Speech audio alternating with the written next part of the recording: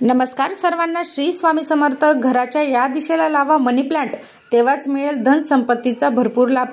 घरामध्ये मनी प्लांट लावणे खूप शुभ मानले जाते, पण मनी प्लांट लावण्यासाठी काही नियम आहेत।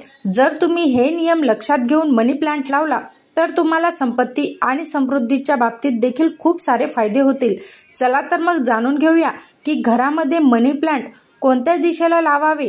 योग्य माहिती, चला तर मग सुरुवात करूया। मनी प्लांट बहुतेक घरांमध्ये सापडेल, पण माहिती अभावी लोकांना या प्लांटचा लाभ घेता येत नाही। मनी प्लांट हा शुक्राशी संबंधित मानला जातो, जो शारीरिक सुख, जीवनातील प्रगती, प्रसिद्धी इत्यादींचा कारक आहे। घरामध्ये योग्य दिशेला मनी प्लांट असल्यास शुक्र देखील प्रसन्न होतो। वास्तुशास्त्रात असे म्हटले की घरात मनी प्लांट ठेवल्याने सकारात्मक ऊर्जा वाढते आणि संपत्ती वाढते। तसेच पाने जितकी हिरवी असतील ना, तितकेच झाडाला देखील फायदे मिळतात।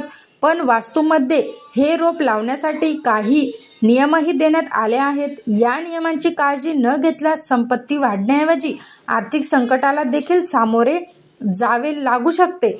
तुम्ही मनी प्लांटचा पुरेपूर फायदा कसा घेऊ शकता ते देखील आज आपण या व्हिडिओमध्ये जाणून घेणार आहोत। मनी प्लांटचे रोप हे घराच्या आग्नेय दिशेला लावावे, कारण या दिशेचा स्वामी गणेश आणि शुक्र ग्रह आहे।